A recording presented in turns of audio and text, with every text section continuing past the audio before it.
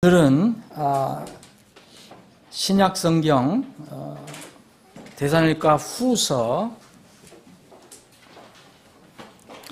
오늘 신약성경을 한 군데 보고 구약성경 관련된 구절을 또 살펴보겠습니다. 데살로니가 후서 1장, 제가 빠른 속도로 읽겠습니다. 3절입니다. 데살로니가 후서 1장 3절, 형제들아 우리가 너희로 인하여 항상 하나님께 감사드려야 하나니 그것이 마땅하면 너희의 믿음이 심히 많이 자라고 너희 모두가 각각 서로에게 베푸는 사랑이 넘치기 때문이라. 그러므로 우리는 모든 핍박과 환난 속에서 드러난 너희의 인내와 믿음으로 인해 하나님의 교회들에서 직접 너희를 자랑하노라. 그것은 하나님의 의로운 심판의 명백한 증표요 너희를 하나님의 왕국에 합당한 자로 여기시려고 주신 것이니 그 왕국을 위하여 너희도 고난을 당하느니라. 너희를 괴롭게 하는 자들에게는 환난으로 갚으시고 괴로움을 당하는 너희에게는 우리와 함께 안식으로 갚으시는 것이 하나님의 의로운 일인즉 주 예수님께서 자신의 강력한 천사들과 함께 하늘로부터 나타나사 하나님을 알지 못하는 자들과 우리 주 예수 그리스도의 복음에 순종하지 않은 자들에게 타오르는 불로 징벌하실 때에 그리하시리라. 그들은 주의 앞과 그분의 권능의 영광에서 떠나 영존하는 파멸로 형벌을 받으리로다. 그날에 그분께서 오셔서 자신의 성도들 가운데서 영광을 받으시고 믿는 모든 자들 가운데서 칭송을 받으시리니 이는 너희가 우리의 증언을 너희 가운데에 믿었기 때문이라. 자, 그리고 창세기 18장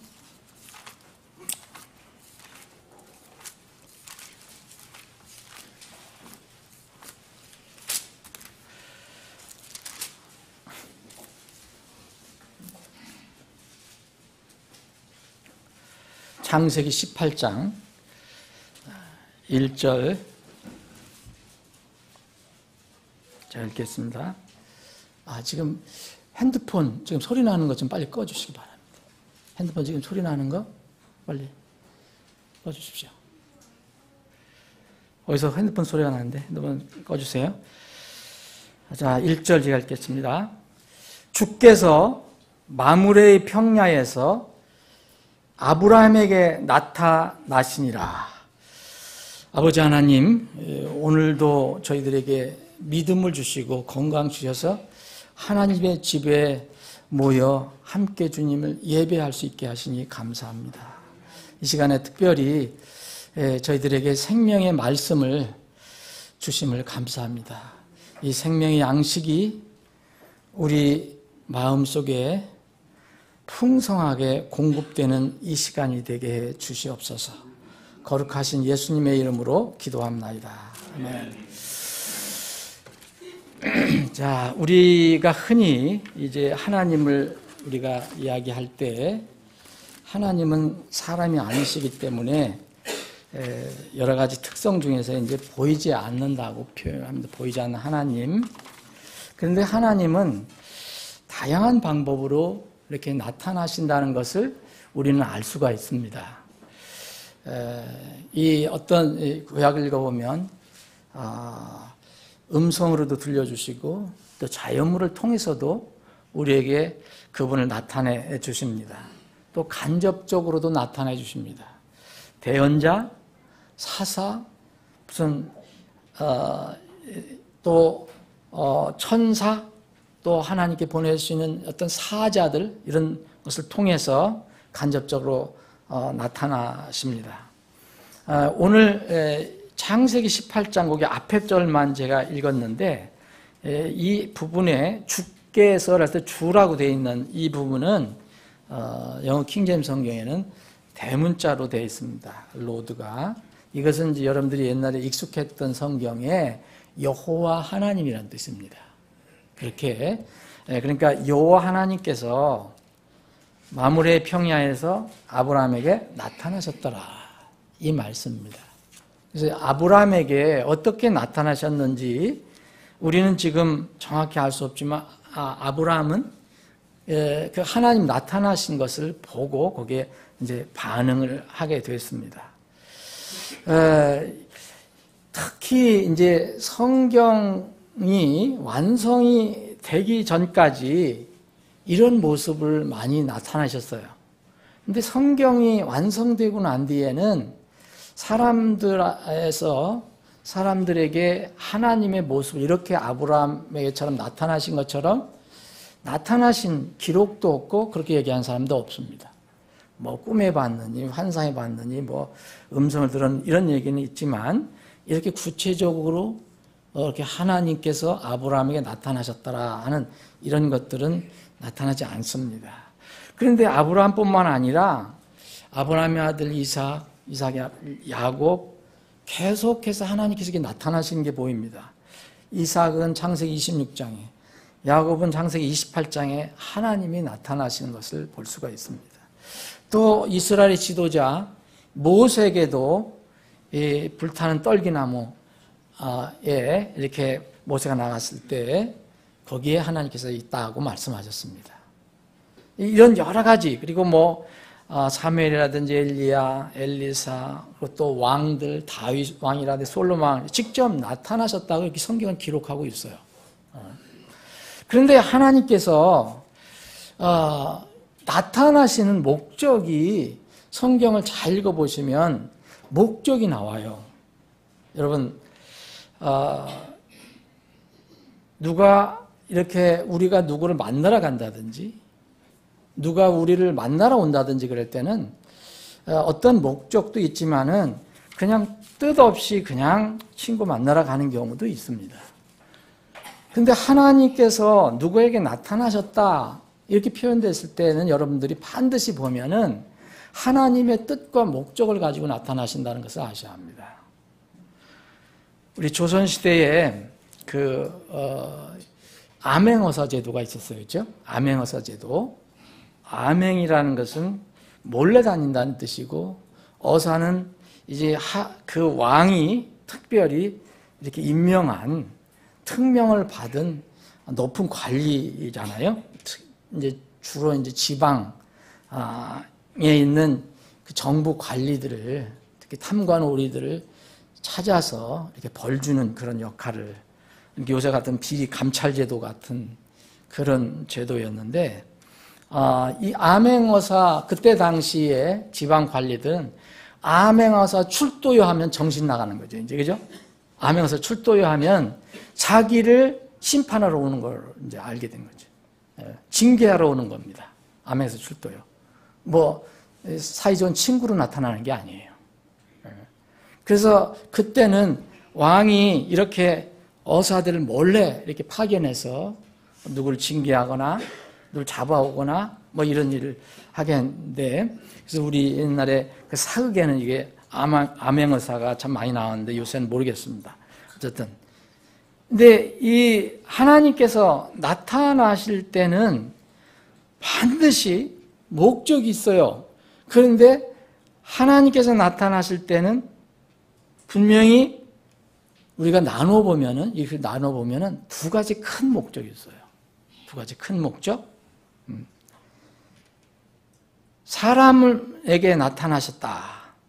그러면은 크게 말하면은 어떤 명령을 주시려고 하거나 약속을 알려주시려고 하거나, 이건 뭐냐면 하나님의 사랑에서 나오는 거죠. 하나님 속성 중에 사랑, 하나님의 긍휼, 그리고 우리가 좋아하는 단어인 축복과 관련되는 겁니다. 이거는 축복, 소망과 관련되는 거예요. 하나님이 나타나실 때. 두 번째는 무엇을 선고하시거나 아니면 통보하시거나 이런 목적을 위해서 오세요. 그럼 이거는 하나님의 진리에 관한 것입니다.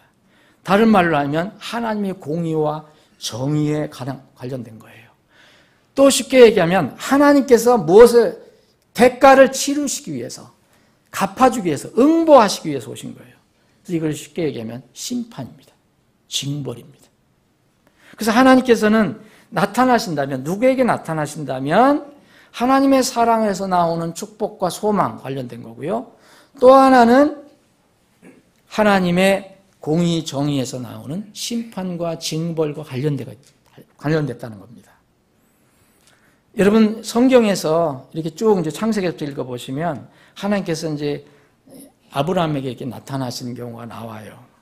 뭐 아담 이분은 뭐 하나님과 이렇게 동행하면서 이렇게 살았지만 나중에는 이제 아담이 숨어갔지만 이 하나님께서 아브라함에게 처음에 나타나실 때는 둘 중에 하나잖아요, 여러분.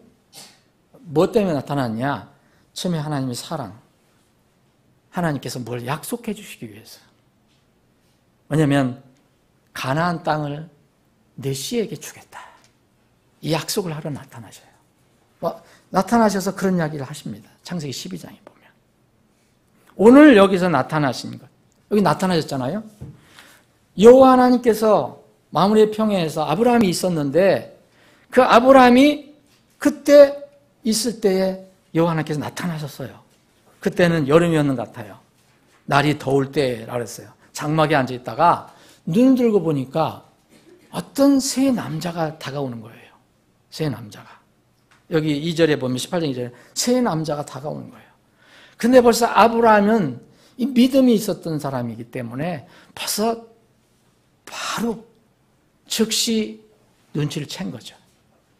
이 세 사람 남자 모습으로 나타났는데 벌써 이 아브라함은 그 세 사람 중에 한 분을 알아차립니다.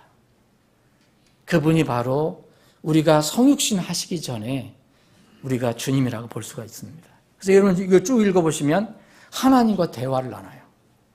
아브라함은. 그래서 이 세 남자가 왔을 때, 이 3절에 보면은 이 아브라함이 내 주여라고 이렇게 얘기합니다. 내 주여. 어떤 한 분을 보고 이렇게 얘기를 한 거죠. 그래서 내가 주의 눈앞에서 은총을 입었으면, 내가 호의를 입었으면, 아니면 내가 주의 눈 안에 있는 그 은총을 내가 발견했다면, 내가 찾았다면 나를 떠나가지 말아달라. 그러면서 이제 간절히 이렇게 초대를 합니다. 아브람도 그때 당시에 풍습대로 사람 제일 먼저 손님 이제 모실 때는 제일 먼저 발을 씻게 해주는 거거든요. 그래서 물을 떠와서 발을 씻게 하고 또 내가 음식을 준비하겠다. 나 꼭 들고 가시라. 이렇게 얘기합니다. 근데 그거를 받아들이세요. 받아들이신 그런 내용이 여기에 나옵니다. 그래서 18장 1절에 이렇게 여호와 하나님께서 아브라함에게 나타나셨는데 이 여호와 하나님께서 나타나신다. 누구에게 나타나신다면은 제가 말씀드린 대로 크게 두 가지 목적이 있어요. 두 가지 목적 중에 두 개 중에 하나든지 아니면 두 개든지 다든지 해당될 거예요. 근데 여기는 아브라함이 나타날 때는 두 개를 다 가지고 오세요. 두 개가 뭐냐? 어떤 약속입니다. 하나님의 사랑으로부터 나오는 겁니다. 하나님의 긍휼로부터 나오는 겁니다. 이건 축복입니다. 아브라함에게 축복입니다. 이게 소망입니다. 또 하나는 반대편의 의미가 나옵니다. 하나님의 진리에서 나오는 반드시 공의, 정의. 그러면 이거는 왜 세상이 심판받습니까? 하나님의 공의 때문에 그런 겁니다. 심판, 징벌에 관한 이야기도 들려주십니다. 두 가지가 여기서 나와요. 자, 아브라함에게 나타나신 하나님은 이제 아브라함에게만 이 두 가지 사실을 분명히 알려주시고 나중에 실제에 이제 심판을 집행할 때는 나타나시지 않습니다. 여러분 19장을 넘어가 보면 롯이 나오잖아요. 롯은 3명이 처음에 나타나는데 아브라함이 나타나는데 이제 19장에 넘어가면 롯에게는 하나님이 나타나지 않습니다. 두 천사만 나타납니다. 세 사람 중에서 두 사람만 가는 거예요. 심판 집행하러 가는 겁니다. 자, 아브라함에게 나타나신 목적, 하나님께서 아브라함에게 나타나신 목적은 여러분들이 성경을 읽을 때 항상 그렇게 기억하셔야 될 건데, 하나님은 여행 가신 게 아니에요. 마물의 상수리 나무 밑으로 그 더운데 그늘이나 가서 좀 쉬자. 그래서 가신 게 아니에요. 피크닉 가신 거 아닙니다. 심심해서 산보하러 가신 거 아니에요. 당시 아브라함에게는, 믿음의 조상 아브라함에게는 가장 절박한 두 가지 일이 있었어요. 가장 절박한 두 가지, 그 인생에서. 이것을 주님께서 다루어 주시려고 가신 것입니다. 이 문제가 두 가지 일이 뭐예요? 하나님이 나타나실 때의 목적과 연결이 되는데, 하나는 축복의 문제고 하나는 심판의 문제예요. 축복의 문제. 이때 아브라함은 무슨 축복이 필요했느냐? 가장 절박한 문제가 뭐냐? 여러분, 아브라함, 그때 당시에 아브라함으로부터 이제 유대인들이 시작됐는데, 히브리인들이 시작됐는데, 그들이 가장 중요시 여기는 것은 자손 번성입니다. 그런데 아브라함이 99세가 돼도 지금 자식이 없어요. 그러니 손가락질도 많이 당했을 거예요. 모르지만은. 산 사람들은 엄청나게 자식을 낳아서 좋아하는데 없어요. 그게 절박한 문제였어요. 절박한 문제. 그런데 아브라함에게 하나님께서 무슨 약속했어요? 내 씨를 통해서, 내 씨가 계속 나올 것이다. 내가 모든 민족의 아버지가 될 것이다 라고 얘기했는데, 99살 될 때까지도 자식이 없어요. 이게 이런 절박한 문제가 어디 있습니까? 그래서 이 문제가 가장 절박한 문제였고, 또 하나는 늘 마음에 괴롭히는 게 뭐냐? 조카에 관한 문제예요. 조카에 관한 문제. 롯에 관한 문제. 예? 이제 끝까지 따라왔잖아요. 자기를 따라왔는데 막판에 갈려버렸는데, 이 롯이 들어가 있는 곳은 소돔과 고모라입니다. 소돔과 고모라는 아주 사악한 도시예요. 이 두 가지 문제가 항상 마음에 부담이 되고 있는 거예요. 이때 주님께서 나타나셨어요. 두 가지 문제를 다루어 주시려고 나타나신 겁니다. 첫 번째는 여러분 18장 1절부터 이 15절까지는 바로 하나님의 약속, 하나님의 사랑, 하나님의 축복, 하나님으로부터 나오는 소망에 관련된 그 내용이 나옵니다. 다 읽어보질 않겠습니다. 정말 극진이 되어버렸어요. 아브라함.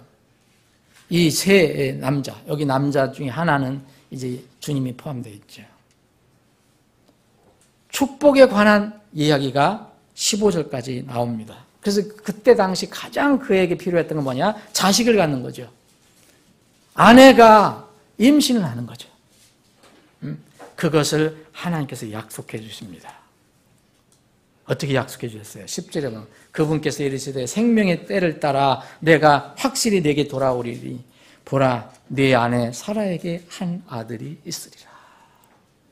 하나님께서 이렇게 약속을 해 주십니다.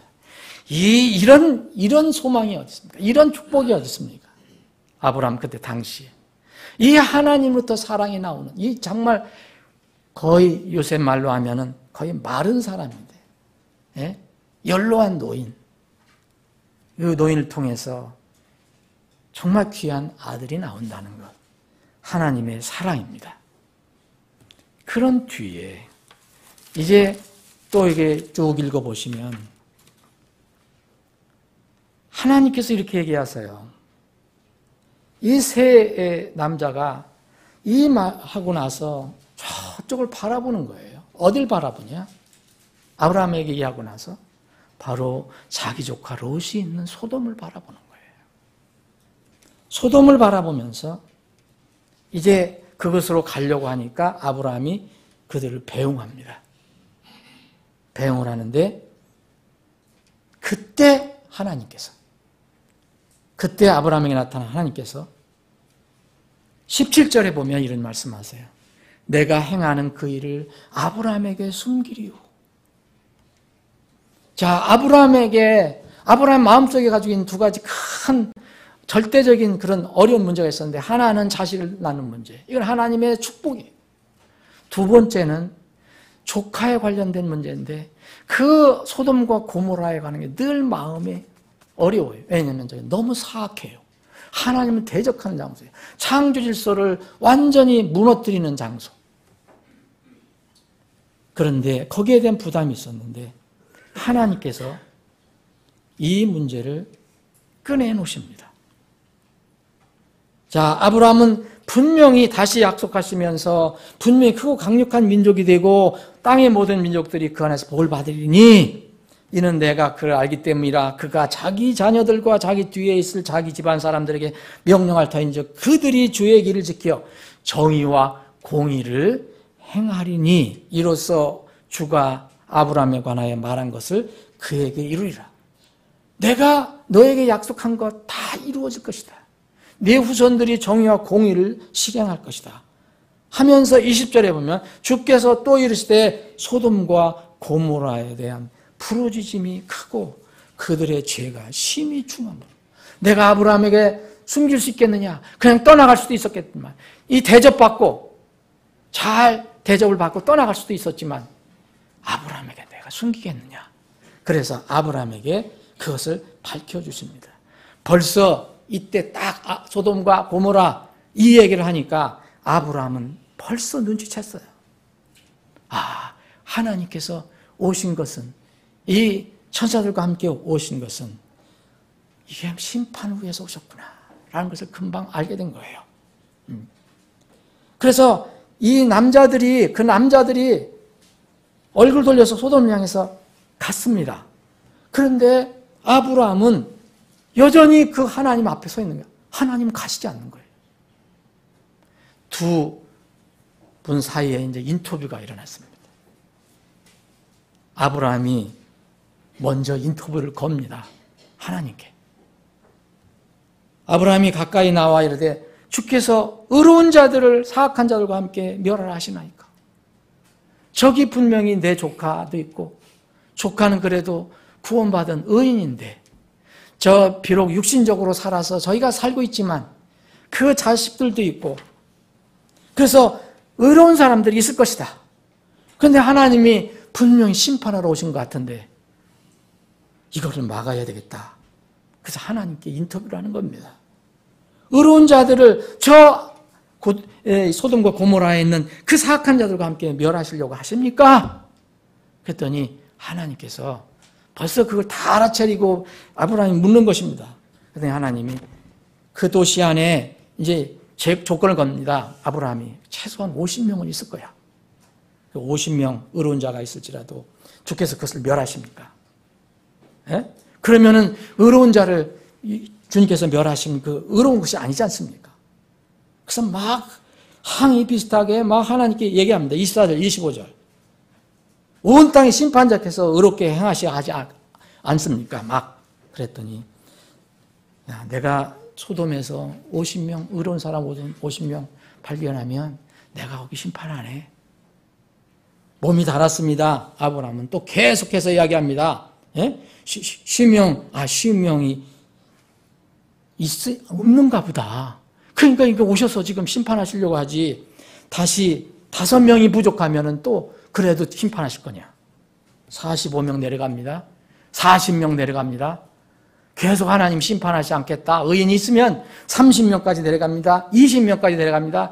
막판에 너무 미안해서 10명이 있어도 심판하시겠습니까? 하나님이 뭐예요? 10명이 있어도 심판하지 않는다.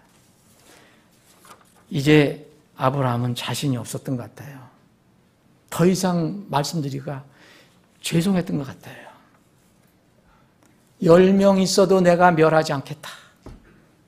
이 얘기 듣고 이제 아브라함하고 주님은 서로 헤어집니다. 그 다음에 이제 19장 두 천사가 소돔에 나타나는 겁니다. 자, 아브라함에게 나타나신 하나님의 목적은 첫 번째 축복에 관한 거였어요. 그렇게 너에게 그렇게 약속을 해주겠다. 그리고 두 번째는 심판에 관한 일입니다. 하나님의 공의에 관한 문제입니다. 아브라함에게는 조카 롯의 문제였어요. 여러분, 역사의 종말에 우리가 서 있습니다. 언제 주님 오실지 모르지만 이 원리는 똑같이 적용됩니다. 역사의 종말에서 하나님께서 세상과 우리에게 나타나십니다. 그것 우리가 읽은 것이 데살로니가 후서 아까 읽었던 1장 내용입니다. 분명히 하나님께서 뭐라고 하셨습니까? 나타나신다고 얘기합니다. 나타나시겠다 얘기하십니다. 자, 1장 7절 괴로움을 당하는 너희에게는 우리와 함께 안식으로 갚으시는 것이 하나님께로는 의로운 일인즉 주 예수님께서 자신의 강력한 저사들과 함께 하늘로부터 나타나서 아브라함에게 나타나실 때 2명의 집행 천사를 대동하고 오셨어요. 그런데 마지막 때, 이 마지막 역사에도 주님이 오실 때는 천사들과 함께 나타나십니다. 이 천사들이 와서 이 추수 정리하는 거 다른 성경이 많이 나오잖아요. 그 복음서, 예? 요한복음, 마태복음, 마가복음, 누가복음, 요한복음 나타났잖아요. 나타나서 뭐 하시냐 이거예요. 자, 하나님이 나타나시는 것은 2가지 목적이 있다고 그랬잖아요. 아브라함에게는 그것이 적용됐습니다. 아브라함의 조카 롯 때문에 고민을 하고 있었어요. 그런데 예수님이 나타날 때는 롯과 같은 시대라고 그랬어요. 아브라함에게는 이게 2가지가 다 해당이 되는 겁니다. 우리도 마찬가지입니다. 여러분, 우리는 아브라함의 후손이에요. 여러분들 아브라함의 후손이죠? 무엇 때문에? 믿음 때문에. 예수 그리스도를 믿는 믿음 때문에 우리는 아브라함의 자손이라고 그래요. 그건 아브라함에게 나타나셨던 하나님 2가지 목적을 가지고 큰 목적을 가지고 나타나셨는데 우리 아브라함의 자손에게도 이제 마지막 때에 나타나십니다. 2가지 목적을 가지고 나타나셔요. 하나는 축복이고 하나는 심판입니다. 우리는 그런 시대에 살고 있어요. 그래서 나타나사 천사들과 함께 하늘부터 나타나사 뭐 하십니까? 여기 보세요. 심판하신다 그랬잖아요. 그런데 이 앞에 부분에 보면 6절에 보면 너희를 괴롭게 하는 자들에게 환난으로 갚으시고 괴로움을 당하는 너에게는 우리와 함께 안식으로 갚으시는 것이 하나님께는 의로운 일이라 했어요. 우리에게는 안식, 우리에게는 축복입니다. 우리에게는 하나님의 사랑의 긍휼, 오래 참으심이 소망으로 실현되는 때입니다. 아브라함에게 축복의 메시지를 가지고 오셨던 주님, 우리에게도 똑같이 그날 소망을 가지고 오실 것입니다. 그런데 아브라함이 염려했던 자기 롯이 살고 있었던 소돔과 고모라는 어떻게 됩니까? 이제는 심판입니다. 그래서 하나님께서 나타나셔서 우리에게는 복이 되고 그렇지 않은 하나님 알지 못하는 자들과 우리 주 예수 그리스도의 복음에 순종하지 않은 자들에게는 타오르는 불로 징벌하시겠다. 그래서 그들은 영존하는 파멸로 형벌을 받으리로다. 그분이 오시는 것은 우리에게는 영광을 받으시기 위해서 오시는 것이고 심판을 받는 사람들에게는 하나님의 공의로 하나님의 진리, 정의를 드러내 보이시기 위해서 오시는 것입니다. 축복은 아브라함에게 축복은 생명에 관한 얘기였습니다. 99년 동안 생명을 얻지 못했는데 하나님께서 생명의 때에 따라서 나타났다고 말씀하셨습니다. 우리도 그때는 이제 죽음을 완전히 소멸시키고 그때 주님을 만나게 될 겁니다. 우리는 이미 생명의 때를 믿음으로 받았지만 실제로 실현되는 것은 그때 생명의 때가 나타날 겁니다. 우리가 영원히 죽지 않는 그런 몸으로 변화될 것입니다. 이것은 주님의 속한 자녀들에게 해당되는 겁니다. 의로운 사람들에게 해당되는 겁니다. 영원한 안식을 얻을 사람들에게만 해당되는 것입니다. 그런데 여전히 마음이 아픈 것은 심판이 있다는 것입니다. 이것은 죽음에 관한 문제입니다. 멸망에 관한 문제입니다. 아브라함은 100세가 되면 생명 아들을 낳게 되지만 자기 사랑하는 조카는 자칫하면 죽을 수 있어요. 그 소돔과 고모라에 있는 사람들은 죽을 수밖에 없는 겁니다. 의인은 거기서 결코 죽지 않지만, 그래서 아브라함은 마음이 아팠던 겁니다. 그래서 하나님을 붙들고, 사실 붙들고 하나님의 그 어떤 옷자락을 붙들고 끝까지 그렇게 애원했던 겁니다. 사랑하는 여러분, 우리 앞에 바로 놓여있는 마지막 하나님의 나타나심은 이 모습입니다. 이 모습. 그래서 우리는 하나님의 임재를 인식해야 합니다. 날마다 인식해야 돼요. 그리고 하나님의 임재를 말씀을 통해서 인식하실 때 여러분들은, 우리는 민감하게 반응해야 합니다. 지금은 그럴 시대입니다. 그리고 하나님과 깊은 교제와 교통을 해야 합니다. 여러분, 이 18장도 잘 보시면 17장과 연결이 되어 있는데, 17장 미리 약속을 하셔요. 약속을 하시잖아요. 다 언약을 삼으시고 내 씨가 대대로 그렇게 될지다 그러시면서 뭐라고 약속을 하시느냐 하면은, 말씀을 하나, 조건을 하나 얘기하십니다. 조건을. 그 조건이 17장에 뭐로 나와 있냐면, 내게 씨를 줄 것이다. 내가 대대로 네 믿음의 조상이 될 것인데, 근데 하나 내가 너에게 명령한다. 할례를 받아라 얘기합니다. 할례. 할례 명령이 이 17장의 약속과 뒤에 있는 부분과 사이에 끼어 있습니다. 18장에서는 다시 그 약속을 하신 거예요. 17장에는 그 조건을 얘기했어요. 그랬더니 아브라함이 다 순종을 합니다. 아브라함이 순종을 합니다.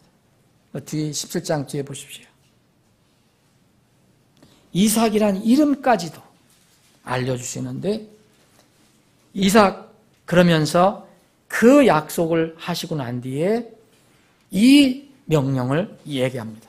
그럴 때 아브라함이 23절, 17장 23절에 보면 아브라함이 하나님께서 자기에게 말씀하신 대로, 그대로 바로 그날 자기와 자기 자녀들에게 모두 할례를 순종을 합니다. 그래서 아브라함은요 99세에 할례를 받은 거예요. 99세. 그런 다음에 아브라함이 어느 날 쉬고 있었을 때 하나님께서 나타나신 겁니다. 두 천사를 대동하고 나타나신 거예요. 나타나셨을 때 아브라함은 어떻게 했습니까? 아브라함은 미리 명령 받았을 때 그걸 순종했고, 또 하나님께서 나타나셨을 때, 실제 나타나셨을 때 빠르게 반응을 했어요. 빠르게 반응했어요. 그래서 세 남자가 누군지 알고 벌써 내 주여 하면서 절대 내 앞을 그냥 떠나가지 마시옵소서 하면서 대접을 시작합니다. 물을 떠와서 발을 씻게 하고, 또 여기 18장 보면은 음식을 그때나 지금이나 뭐 손님 나그네 오면은 대접하는 게 맛있는 음식 대접하는 거 아닙니까? 그랬더니 빵을 구워요. 빵. 예? 빵 구워오고, 또 여러분 보면은 여기 납작한 빵이라는 게 그들이 먹는 빵이잖아요. 그리고 7절, 8절에 보면은요, 연한 좋은 송아지 고기를 만들어요. 송아지 고기. 요새는 호텔에서나 먹을 수 있는, 우리는 먹을 수도 없는 거죠, 이런 거. 예? 정말 좋은 송아지 고기를 만들어요. 하인들 시켜서 만들게 하고, 그리고 또 아브라함이 그동안 아주 귀중하게 그 간직해 놓았던, 저장해 놨을지도 몰라요. 좋은 버터, 우유. 이렇게 해서 여러분 여기 하나님을 대접한, 하나님과 천사를 대접한 네 가지 품목이 나오거든요. 빵, 우리 같은 밥, 그리고 송아지 고기, 최고급 쇠고기, 그리고 이제 유제품인 한 버터와 우유, 이걸 내놨어요. 우리 한국 사람이 읽으면서 김치가 있었으면 얼마나 좋았을까. 딱 좋았을 건데 그분들에겐 김치가 필요 없어요. 가장 좋은 것을 급히 준비해서 이렇게 차려놨어요. 그래서 차려놓고 이제 그 세 분 옆에 서 있었어요. 그랬더니 8절에 보면 뭐랍니까? 그들이 먹으니라. 하나님을 비롯해 두 천사가 먹었어요. 아브라함의 그 정성스러움. 이걸 뭐라고 얘기합니까? 이거는 우리 지금 이 시대에는 하나님과 깊은 교제와 교통을 얘기하는 겁니다. 여러분 지금 하나님 오신다고 지금 송아지 잡을 수도 없고 버터, 우유 대접할 수도 없잖아요. 이 말씀을 보면 또 이 채식주의자들도 그 자유지만 그 자유예요. 채식을 하든 말든. 채식만 하나님의 뜻이라고 주장하는 사람들은 잘못 얘기하는 걸로 알 수 있죠. 그럼 버터 우유도 하나님 드셨어요. 송아지도 먹고. 너무 많이 먹으면 문제가 될 수 있지만. 그래서 성경에는 진리가 곳곳에 다 흩어져 있어요. 우리는 그걸 지금 보는 게 아닙니다. 하나님께서 아브라함과 교제를 하셨다는 거예요. 교통을 하셨다는 거예요. 여러분 우리가 하나님과 교제하는 게 뭡니까? 교통하는 게. 뭘 교통할 수 있겠습니까? 뭘로 할 수 있겠습니까? 하나님의 명령에 순종하는 거죠. 그리고 내가 가지고 있는 것들을 하나님과 공유하는 거. 하나님 뭐가 없어서 공유합니까? 욕심 많은 사람들은 절대 하나님과 교통교제 못합니다. 자기를 내려놓지 못하는 사람은 하나님과 교통교제 못합니다. 롯 비교해 보십시오. 롯은 두 천사는 대접을 했지만 하나님은 대접을 못했어요. 롯은 아브라함과 비교하면 욕심이 있었던 사람이에요. 그래서 그 물질적인 도시로 간 거예요. 막판에 그래도 두 천사가 오는 게 눈이 띄었었어요. 그래서 대접을 하죠. 사랑하는 여러분, 이것은 무엇을 얘기합니까? 이건 단순한 아브라함의 재미있는 이야기가 아니에요. 아브라함은요, 그가 정성 들여서 준비했던 걸 하나님이 먹으니라 그랬어요. 하나님이 먹으니라. 여러분들이 하나님을 위해서 하는 것, 하나님께서 기뻐하시는 것, 그것이 적든 크든 간에 정말 진실한 마음으로 하면 하나님이 받으십니다. 그리고 하나님께서 그것에 따라서 필요한 것을 주십니다. 아브라함은 특권을 누린 사람이에요. 정말 아브라함 특권 누린 사람이에요. 그런데 그가 특권을 누린 것은 그냥 하나님께서 선택해서 그런 것보다도 그가 믿음으로 순종했기 때문에 그렇습니다. 할례에 철저히 순종했죠. 이의제기하지 않았습니다. 그 신기한 거거든요. 아무튼 이의를 제기할 수 있는 거예요. 그런 명령은. 그런데 순종했습니다. 그러니 여기에서 주님을 접대할 수 있는 기회가 생겼습니다. 하나님을 환대할 수 있는 기회를 가졌어요. 사실 여러분 이 하나님 말씀 순종하지 않은 사람은요, 만물의 평야에 하나님이 나타났어도 하나님인지 모릅니다. 왜? 보이는 것은 전부 욕심, 세상 물질만 바라보기 때문에. 아브라함은 영안이 떠졌죠. 그러면은 아브라함은 주님과 깊은 친교 기회를 가졌다는 겁니다. 그리고요, 더 큰 기회를 갖습니다. 그게 뭡니까? 여러분, 이 18장 후반절에 있는 것은 우리가 이 시대에 뭘로 표현할 수 있습니까? 하나님과 1대1로 지금 인터뷰를 합니다. 인터뷰보다도 애원하는 겁니다. 뭡니까? 이 시대의 기도입니다. 중보입니다. 특히 이것은 자기를 위한 기도가 아니에요. 벌써 자기를 위한 기도는 먼저 이루어졌어요. 그렇죠? 그런데 이거는 자기와 관련 없는 자기 조카와 관련된 겁니다. 이건 중보 기도입니다. 개인의 문제, 아들을 낳는 문제는 이미 앞에 분에서 해결이 됐고요. 이 뒷부분에서는 소돔과 고모라, 이 여거에 관련된 간절한 중보 기도였습니다. 여러분 하나님과 교통교제를 하기를 원하십니까? 그럼 여러분 순종이라는 단어를 생각해 보십시오. 말씀에 순종하지 않고서는 교통교제가 이루어질 수가 없습니다. 대신 세상에 어울리면 어울릴수록 여러분 깜깜해집니다. 하나님의 뜻에 대해서. 구원받은 사람들 그렇다는 겁니다. 세상 사람은 원래 몰라요. 구원받은 사람이라도 하나님의 뜻에 관해서 계획과 목적에 관해서 모릅니다. 구원받아서도 여러분 세상에서만 자꾸 세상의 눈만 돌려보십시오. 세상에 있는 걸로 가득 차보십시오. 그러면 하나님 계획과 뜻을 몰라요. 말씀도 관심이 없거든요. 이런 건 시험하지 마세요.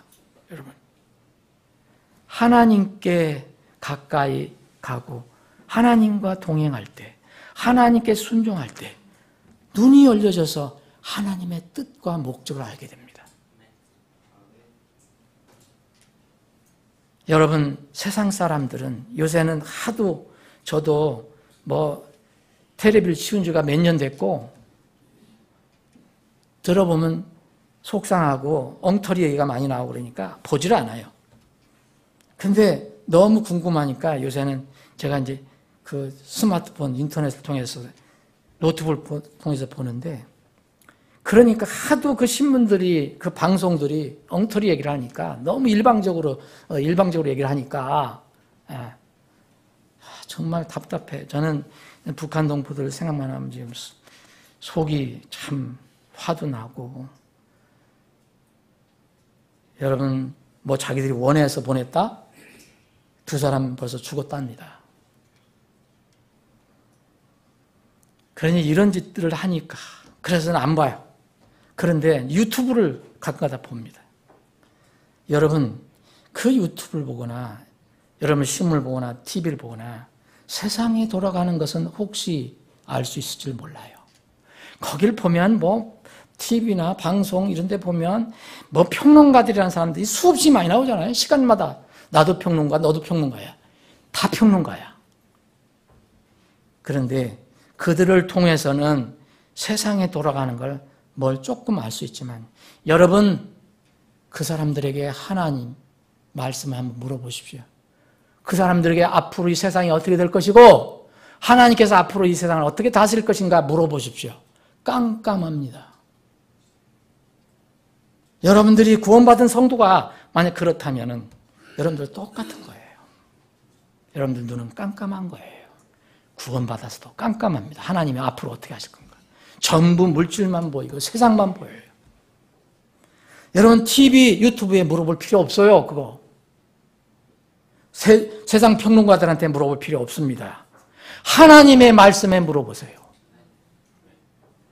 오늘 창세기 17장, 18장, 19장만 읽어도 앞으로 하나님이 어떻게 하실 건가? 노아 때에 갔다 그랬고 또 소돔과 고모라, 롯과 갔다 그랬잖아요. 주님 오실 때. 다 연결이 되잖아요.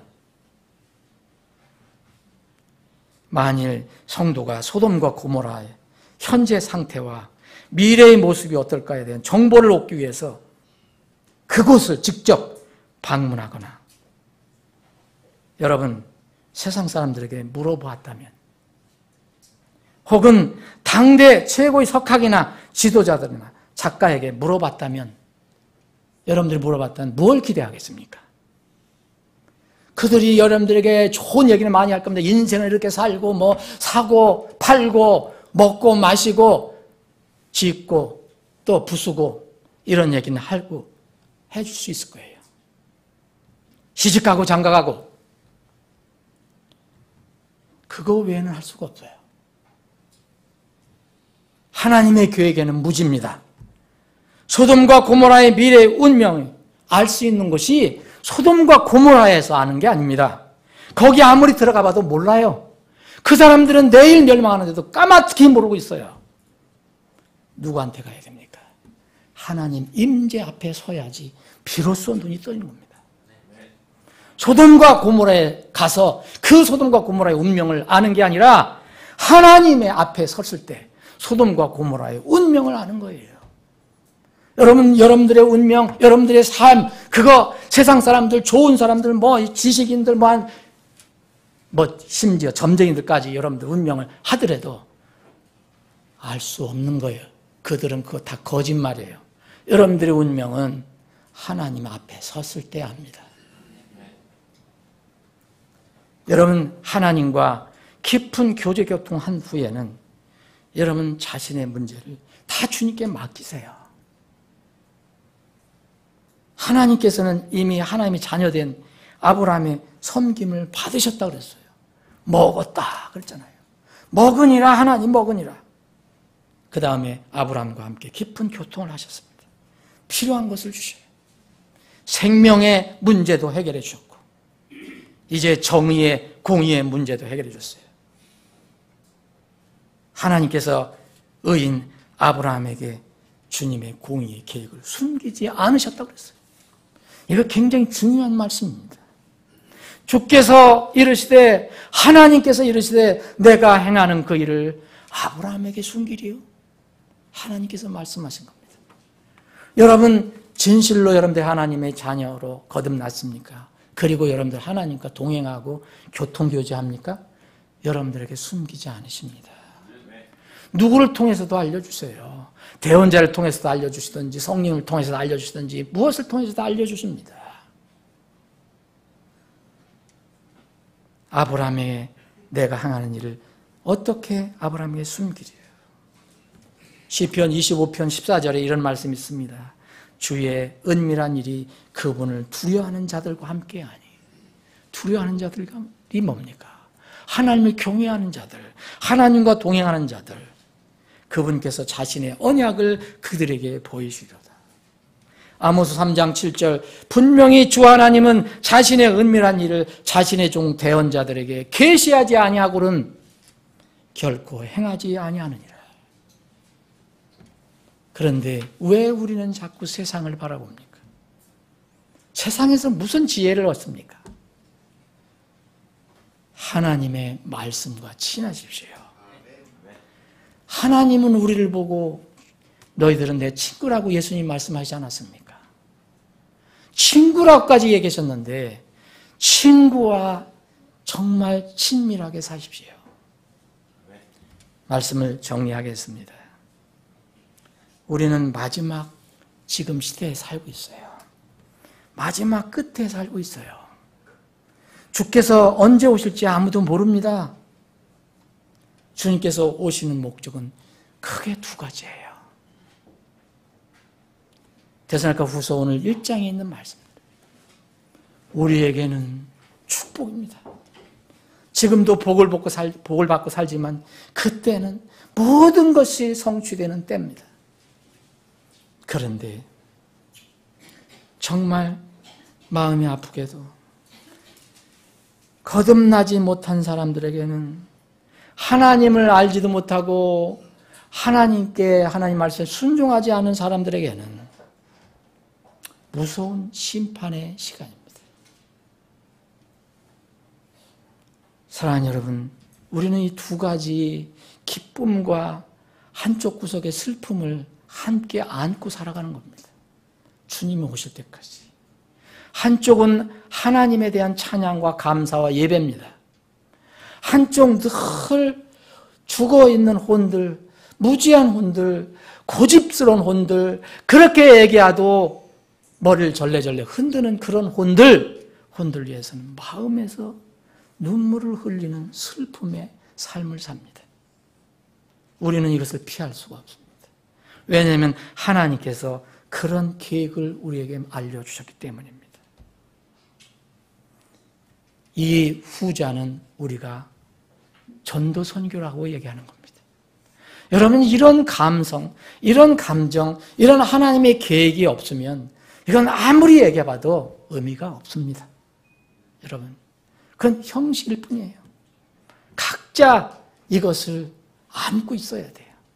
그래야지 최소한도 내 사랑하는 사람에게 눈물을 흘리면서라도 얘기할 수 있습니다. 듣고 안 듣고는 우리 책임이 아닙니다. 아브라함의 책임은 소돔과 고모라가 완전히 멸망되지 않게 하는 것이 책임이 아닙니다. 그 소돔과 고모라를 위해서 하나님께 매어 달려서 기도하는 것이 책임이었습니다. 막상 그날이 오면 여러분 준비하지 않은 사람은 입이 10개라도 이야기를 못한다고 성경은 말합니다. 왜냐하면 주님께서 이미 말해 주셨고 또 이 말을 한 사람에게 얘기한 게 아니라 모든 사람에게 다 말한 것이라고 말씀하셨기 때문입니다. 사랑하는 여러분, 우리는 2019년도 벌써 다 보냅니다. 이제 한 달만 딱 남았습니다. 오늘이 첫 주일입니다. 이번 한 달은 전도 집회, 전도 선교의 달로다 생각해야 합니다. 마무리를 그래도 할 수 있는 데까지 해야 됩니다.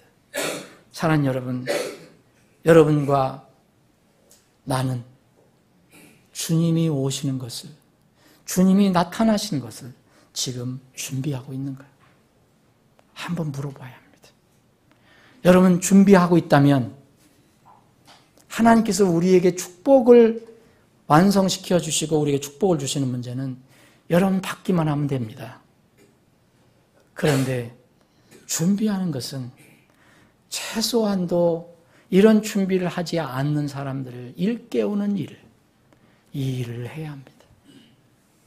여러분들과 제가 그리고 우리 교회가 주님이 다시 나타나시는 것을 정말 간절한 마음으로 준비하는 그런 여러분과 제가 되기를 바랍니다. 우리 교회가 되기를 바랍니다. 기도하시겠습니다.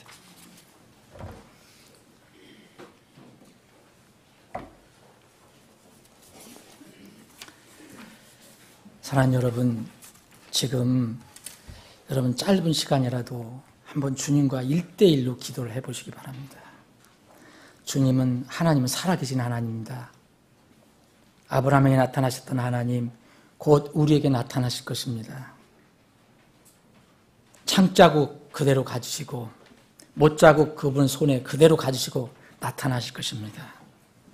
그때는 세상을 구원하러 오신 게 아니라 심판하러 오실 것입니다.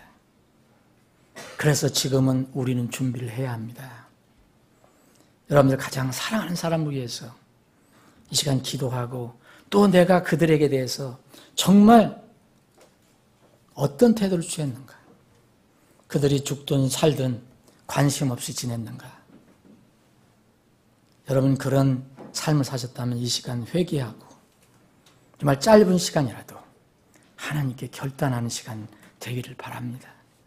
우리가 사람들을 완전히 구원시킬 수 없어요. 그러나 전도지 한 장은 갖다 줄 수 있습니다. 입을 열어서 천국 지옥을 얘기하고 하나님의 선물을 얘기할 수 있습니다. 그걸 안 하는 것은 우리의 책임입니다. 여러분, 우리 교회는 모두 이 일에 하나가 됐으면 좋겠습니다. 그렇게 기도해 주시기 바랍니다. 여러분 사랑하는 사람, 여러분 친척, 이웃, 가족, 남편, 아내, 아들, 부모를 위해서, 형제, 자매를 위해서 잠깐 기도하시기 바랍니다. 아버지 하나님, 우리에게 구원을 베풀어 주신 것을 감사합니다. 그리고 앞으로의 미래의 계획도 우리가 영적인 눈으로 바라볼 수 있게 해주신 것 감사합니다. 그러나 아직도 하나님을 알지 못하고 하나님이 순종하지 않은 사람들에게는 그것들이 보이지 않습니다. 어떻게 해야 합니까? 주님 우리를 사용해 주옵소서. 우리 교회를 사용해 주옵소서. 저들을 건지는데 저들이 눈을 뜨는데 조금이라도 저희들이 쓰임 받을 수 있도록 인도해 주시옵소서. 우리 사랑하는 지체들 각자 사랑하는 사람들이 있습니다. 저들을 위해서 기도하게 해 주옵소서. 특별히 사지를 탈출한 그 북한 탈북민들 지금 다시 북송될 위험 속에 처해 있습니다. 주님 저들을 살려 주옵소서.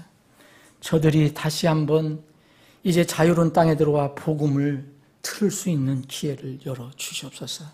그래서 우리와 함께 같은 생명을 가지고 주님을 섬길 수 있는 기회를 열어 주시옵소서. 거룩하신 예수님의 이름으로 기도합나이다. 아멘.